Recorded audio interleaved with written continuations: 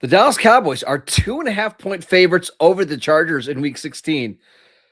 That's strange. We'll tell you why that line maybe doesn't make sense next.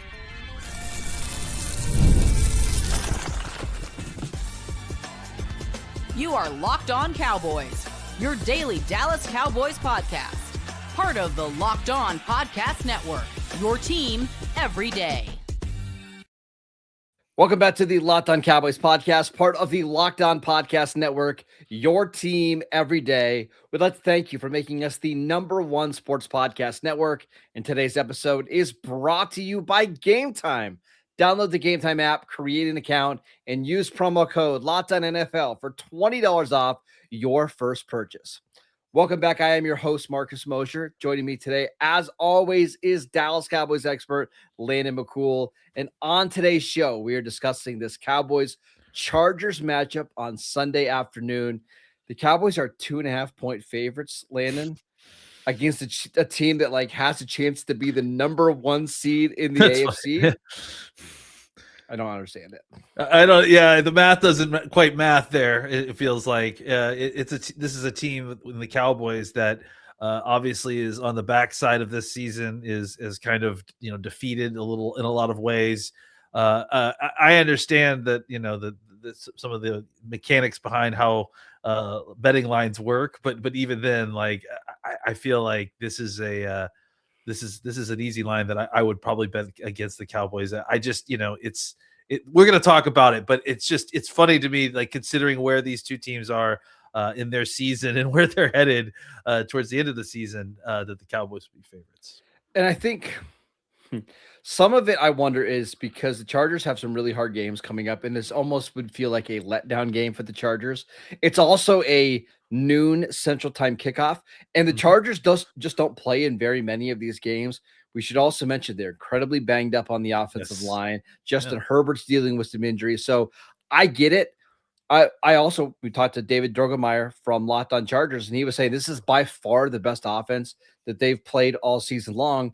And maybe it's just one of those things that this is a really rough spot for the Chargers. But having said that, the Cowboys aren't tanking, and I do want them to win this game. I want them to play really well against a good AFC opponent. But this feels very much like we're starting to see some of the soft tanking elements. Like, we'll talk about DaRon Bland in a little bit. He's not going to play in this game. Tyler Guyton's not going to be rushed back. CeeDee Lamb has missed a couple of days of practice. I think we all kind of know what's going on here. Yeah, and look, I mean, obviously there's, look who you're talking to. I'm the king of loving context. I think there's a lot of context in the particulars of this game for sure. But I'm actually interested in knowing, because I don't know, do you know how much the line has moved, maybe let's say in the last 12 hours? Because it hasn't moved at all. So the DaRon Bland news must have been baked into this, or at least they must have had some kind of expectation. But I also some bad news is that even guys like DaRon Bland, whether they're in or out of a lineup, they don't may not affect it that much. The truth of the matter is that with the Chargers, it's like you look at some of the numbers on where they are on defense, and I think that you're right. A lot of people will say the Chargers, who have they played? Have they had a tough schedule? How proven are they? But I think that the problem with that argument is that the Cowboys are pretty well proven, and we know that they're a bad pass defense. So I do imagine that, and look, we'll get into it all, but that's where I feel like the line may be a little bit off. Is I feel like we kind of know exactly what kind of Cowboys performance we're going to get on Sunday. So the Cowboys have 2 more games coming up against Washington and the Giants to finish out the season. And honestly, I just don't think those games are going to tell us anything of note, just because I think Commanders are tanking, and the Giants by that time, week 18, who knows who's going to be on the field. This is kind of your last test against a quality team. The Chargers absolutely need to win this game, even if they're not going to win the division. They have a chance to win the division depending on what happens with Denver and Jacksonville this week, but they want to be the 5 seeds so they can play the winner of the AFC North. Yeah. It would be really nice to see the Cowboys come out and play a good game against a quality opponent, so you can feel like, okay, hey, maybe we lost to the Vikings. We hung with the Lions for a little bit. We can be one of these really good teams next year. We're not that far away. But if they go into this game and they get blown out, and it's a 3rd straight loss, I think the vibes would really start to sour maybe on this team and Brian Schottenheimer, honestly. Well, and I think that's why this kind of soft tank strategy, and honestly, we shouldn't call it soft tanking. We should have some other kind of strategy, name for it. Like it works because what you end up doing is you insulate some of your more injured guys that you don't want to risk further injury to, and then you give opportunities to guys who are not going to phone it in, who need these snaps and who need these opportunities. Guys like Josh Butler and maybe Perion Winfrey and some of the other guys I'll give you another one. Ryan Flournoy in offense, because we're talking about the Cowboys offense. Like, he's already been a big part of the game plan, but maybe this week you really lean into giving him more snaps and he becomes maybe a focal point of the offense. Or maybe this is a week where Malik Davis gets more touches and you try to figure out if he can be RB2 next year. You're not trying to purposely lose the game, but you're shifting maybe how you're game planning these, these contests a little bit differently. Well, and I'll take it even a step further. I think by playing these guys who need these opportunities, it's insulating yourself from guys tanking, right? Because these guys aren't going to quit. They need these opportunities to shine. So I think in moments late in the season when maybe you're some of your more veteran, not jaded guys, but guys who are there to win championships, to compete for championships, this can kind of help galvanize those guys to kind of keep going because they see these other guys who have worked so hard to get out there and put some positive game tape out. They're not going to quit for those guys. They're going to play for those guys as well. So I think it has that kind of added benefit of when you play those types of guys of galvanizing the team to want to play better for these younger guys that are getting opportunities. Two more things I want to mention on the offense, because I get it. Watching this Cowboys team on a noon kickoff against the Chargers, it's not the most exciting thing. Like, it's taken a lot of the juice out of the matchup. However, there's still things that we can watch and be excited to watch. And like, for me, one is Nate Thomas. He had a rough game against Minnesota last week. Can he bounce back this week? The Chargers have a really good pass rush. You would like to see some improvement. So maybe he's not your starting left tackle or right tackle next year, but you feel even better about him as a swing tackle if that's the role he ends up being, or end up having next year. The other thing is, I'm not sure they've played a team this year that is more physical than the Chargers are on defense. They played more talented defenses, but the Chargers are very, very physical. And I would like to see the Cowboys kind of match their physicality in this game. I think that's one of my big complaints I had in the Detroit game is they got pushed around a little bit. I would like to see them kind of stand up to a bully a little bit and show that, hey, they can win a game that's, going to be a little bit of a rock fight. That would be encouraging long-term for this version of the Cowboys. Yeah, some growth. I mean, I think that's like why you've invested in this young offensive line, is to kind of have that physicality of these guys. And I think you have the right players. You just haven't quite seen it yet. And I think you're right. You're going to play guys like Owe and Mack and Tulala. I forgot how to say his name. Popo. Listen, it's Tuli Popo. Tuli, who is just one of my favorite, most underrated defensive ends in the league. And every time we see him, we play him, he's always a game wrecker and can be. So it's a really great opportunity for a guy like Nate Thomas, who I think he could come out here, have another really good game against the Chargers and get right back on track to where we kind of had a trajectory. He had a couple of bad games. That doesn't mean you can't bounce back and start playing better football. It all starts this week for him. So yeah, there are guys out here. Like, look, if you're listening to this podcast, if you're in every day, you're a sicko. You're watching this game. We don't need to sell you this game. You're watching this game either way. But for those of your friends who may be kind of falling asleep at halftime because this game may not be so fun, remind them of all the young players, all the young talent that you still need to kind of see what you have so that you can go into the offseason with a proper evaluation of these players. You're just shifting your focus a little bit. I mean, the goal is still to win games. We're going to be rooting for this Cowboys team to get a win because it's a lot more fun to cover the Cowboys and root for the Cowboys when they win. But you're also paying more attention to the growth and development of these players. And even someone like George Pickens, who's only 24, he's coming off of back-to-back quiet statistical games. This is a really good Charger secondary. I'd love to see him come back and have an awesome game and kind of put some of those concerns to rest. So those are just a couple of things that we are paying attention to for the Cowboys offense. Let's talk about the defense, who will be without one of their best players on Sunday. We'll get to that next. This episode is brought to you by Game Time. The World Cup is coming back to North America for the first time since 1994. And with 48 teams for the first time ever, it's going to be absolutely massive. But let's be honest, getting tickets is usually the hardest part. That is why the Game Time app is so clutch. It finally gives fans a real advantage when it comes to snagging seats. With Game Time, you can track price drops in real time, get alerts when great seats open, and buy tickets the moment that they hit the app. It puts the power back in your hands, and it makes going to the World Cup realistic instead of impossible. You just pull up the app, and the layout makes it so simple to scroll through all of the matchups and compare seat views. So take the guesswork out of buying World Cup tickets in every match, concert, and event with Game Time. Download the Game Time app, create an account, and use promo code LOCKEDONNFL for $20 off your first purchase. Again, download the app, make an account, and use promo code LOCKEDONNFL for $20 off at Game Time. Welcome back to the Locked On Cowboys podcast. We'd like to thank you for making us your first listen every single day. We know that you guys love the Locked On Cowboys podcast. You're a true diehard fan. The everyday all access tier is built for you. You're going to get one-on-one text access with Landon and I, all access episodes, an exclusive newsletter that comes out every single morning, and a 15% discount to the Locked On merch store. And I'm going to tell you what, as we get closer to draft season, which we're getting really close. We've got all-star invitations are being accepted. Once we get to January, you're going to get mock drafts all the time. I promise the draft content is going to be unbelievable. So make sure you check it out.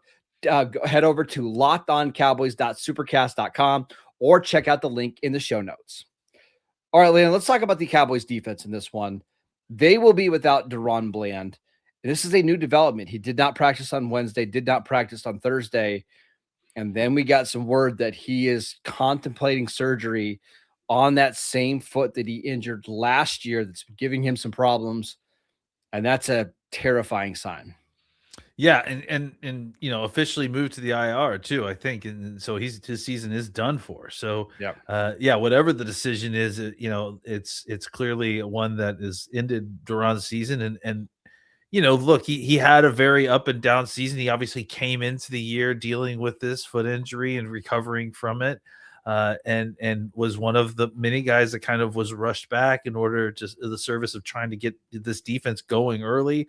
I would say that of the guys that kind of came back, it felt like he was one of the more successful ones at the time. It was able to come back and play quite a bit, and he, I think at times played well. But yeah, obviously there were other times where he didn't play so well, and obviously the injury was such that he had to get shut down for the season. So yeah, it's a bummer. I mean, the truth is that you get this extra time to give him an opportunity to figure this out and hopefully get healed up before the off season, and hopefully have some kind of off season. So. But yeah, it's just another situation where this foot injury has, taken another player for way longer than they expected. And another situation where they came back, played on it for a little while, and then had to go away and get it fixed again. I would like to know, and maybe we'll find out, has this been something that he's been dealing with for the last couple of weeks and he's been playing through it? Or is this, hey, he suffered the injury or re-aggravated the injury against Minnesota, and now he needs this second surgery, which is pretty common when you get some of these, mid-foot sprains. It's not great. This is what happened with Dez Bryant. Zapped a lot of Dez's quickness. You're hoping that's not the case for DaRon Bland. But if he's been able to play through it, and, he's played at a pretty decent level for the most part, maybe that gives you some optimism that he's going to be able to return. He's going to have a full off season to rehab and get ready. In the meantime, that means more snaps for Savon Ravel, for Kalen Carson. Maybe we see Josh Butler this week. I doubt it means more of Trevon Diggs, but I've been wrong before. We'll see. Yeah, I mean, I think you and I pretty confidently declared that Trevon Diggs is not going to be playing anymore for the Dallas Cowboys. This sort of changes the angles on this, but honestly, I mean, if you're asking me to bet right now on whether Trevon Diggs is playing this Sunday, I would bet against it, and I would bet against him again. I would still take that bet that he doesn't play for the Cowboys again, unless you get a couple more injuries and you have no other choice. Really quickly, I was talking with our guy Stretch today, and he asked me the same question. Like, do you think there's any chance he could come back in 2026? Trevon Diggs. And I've been a hard no. But I do wonder if they got a different defensive coordinator that maybe suited Trevon Diggs' skill set Maybe. better.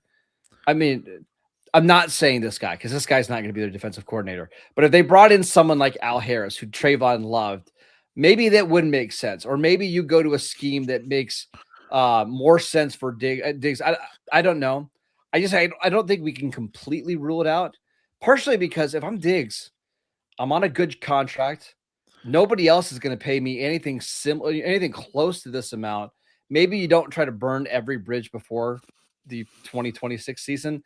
I don't know. I guess I'm just not completely ruling it out now. I guess I would like to know where his relationship is with. I mean, look, if the issue is with the coaching staff, is it specifically with the defensive coaching staff, or is it Eberflus, or is it with like Jerry Jones and Brian Schottenheimer? I mean, yeah, or specifically Schottenheimer to me, because it feels like with the Joneses that they're kind of, who knows, man. It feels like Diggs. You would assume that Diggs is upset with the Joneses, but that the language between these two doesn't make that sound like that's the case. It does. It seems like it's more Schottenheimer, right, than anything. Well, that's what I was going to get at. Is that to me the reason I don't think that he's going to be back is because I do think that Schottenheimer is going to be back next year. And I imagine that if that's the case, that it does feel like it's more than just Eberflus that Diggs is causing an issue with. And look, I mean, with the kind of culture change that that Schottenheimer is trying to enact in the team, maybe the way that Diggs has acted. I mean, there's been hints that there's been a lot of freelancing at times in practice and coverage and stuff. Maybe that's the kind of thing that specifically Schottenheimer is trying to cut back on, and he cannot just tolerate one of his high profile players defying them over and over again when they ask him to not do that. All right, let's talk about some other guys on defense. Who are you paying attention to this week as we kind of shift into evaluation mode? Well, again, I think you look at the guys who, that are young that you're continuing to try to see develop. I think it's, this is an opportunity for a guy like Ezraku to have a big game.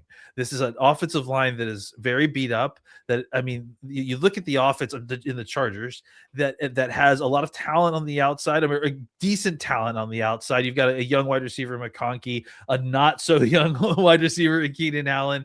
And Trey Harris, who is, a serviceable kind of third wide receiver when you need him. And Quentin Johnson's in there doing Quentin Johnson things, dropping a lot of passes, but makes big plays. Yeah, every once in a while, right? Yeah.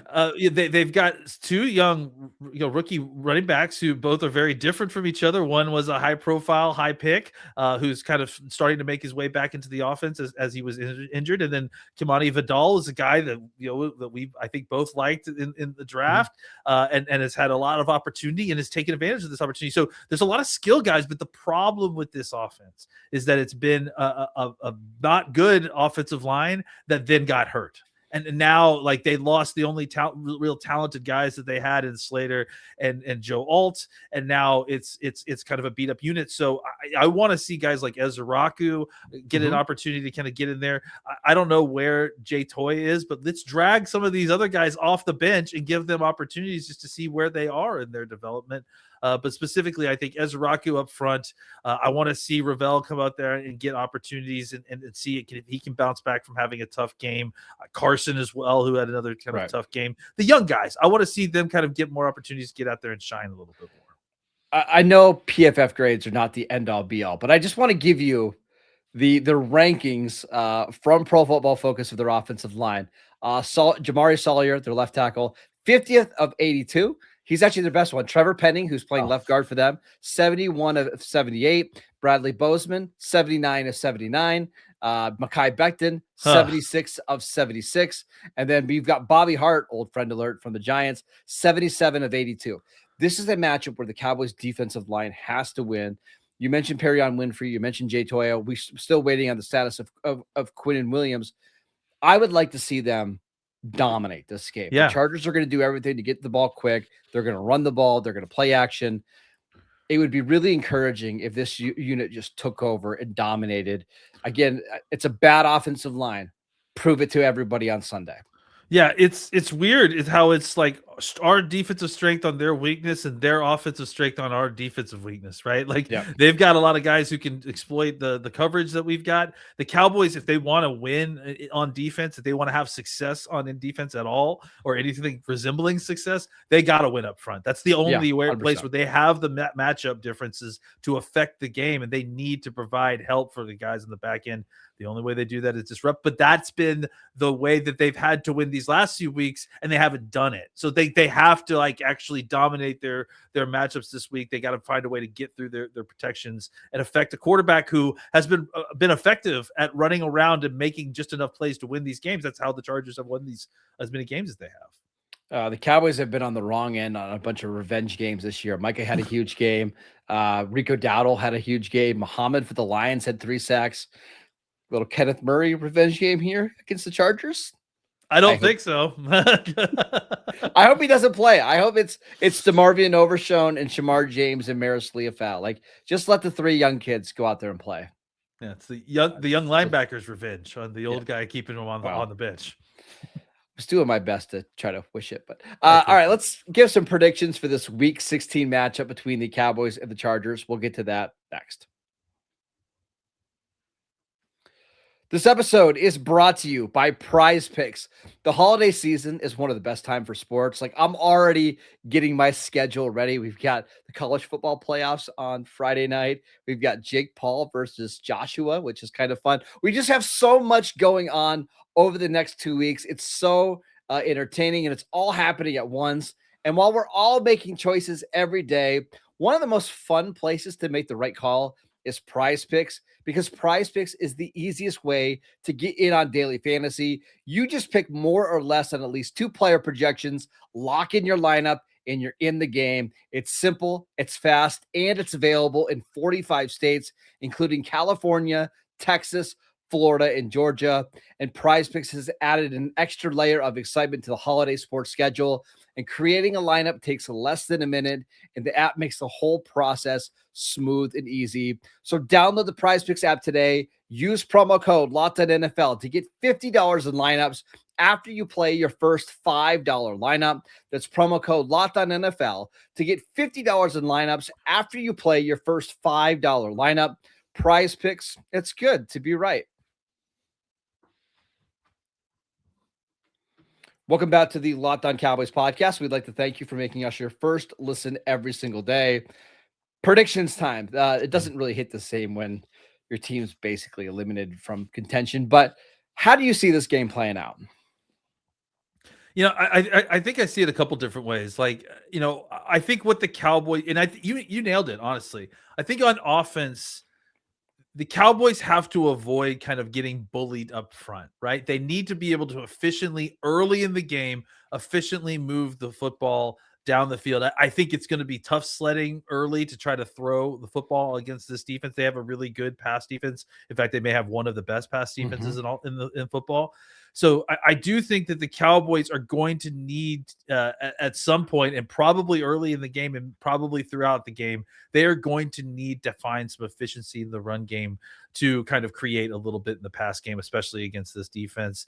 And I think that in order to do that, they're going to need to find their toughness, because this is a bigger, brutish kind of defensive line that Thule is especially a guy you think that is a kind of DeMarcus Lawrence in his approach to the run game, a powerful guy who was a disruptor. So yeah, I think for the Cowboys, they need to find some consistency early to just get their groove back, to be honest. Like, I think that there's, just to get their confidence back and to put points on the board. And then on the defensive side, they have just got to find a way to get after Herbert. They got to disrupt him. I mean, that's really been the MO for the Chargers. It's not the path to victory here for the Cowboys. It's not difficult. Like, they don't have to uncover anything or, watch a bunch of tape. It's very straightforward. The problem is executing it and actually doing it. The Cowboys have the horses to do it, but actually getting it done, that's been the problem. And that's why I think you see Vegas giving the Cowboys 2 points, because I think when you look at the matchups on paper, it really lines up well for the Cowboys. I think they can do this, but the problem is actually getting it done, which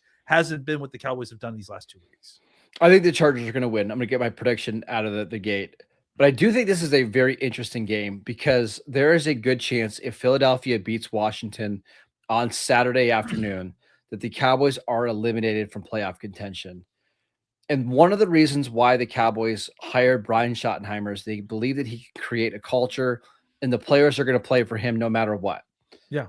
We'll see if that's the case here on Sunday. Like, they've lost a couple games. It hasn't been because of effort. Like, they've played hard. They just lost because they have some significant, problems on defense. But if they come out and they lay an egg and the effort's really bad and they just look disinterested, I don't think that's a great sign for the long-term health of this team. But I don't expect that. I expect them to come out and play hard. And I think it's going to be a very, very close game that's decided in the last 2 or 3 minutes. And honestly, that's what I want to see. I want them to play hard. I want them to be fired up, playing like this is a playoff game, because that'll tell me a lot about Brian Schottenheimer and what he can get through to this locker room. Yeah, and I think you brought it up earlier. Like, the Cowboys don't really have a lot to gain with these last few games as far as proving anything to anybody. I would argue that they have a lot to lose, though, right? Because you're right. Yes. If they came out and they quit on this coach, I think it would say a lot about this. But I agree with you. I think especially for the reasons that we talked about earlier, with the younger players getting opportunities to get on the field, I don't think this team's going to quit. I think that it's going to be an issue of actually just being able to execute and get it done.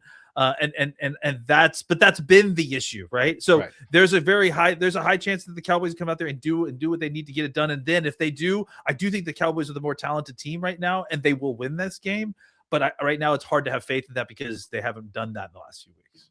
All right, that is it for today's show. We'd like to thank you for making Locked On Cowboys your first listen every single day. If you need a last-minute holiday gift or someone keeps asking you what you want, make it easy. Ask for the Everydayer Club, ad-free episodes to the show, exclusive Discord server access, and more. Subscriptions can be gifted through our link. It's lockedoncowboys.supercast.com.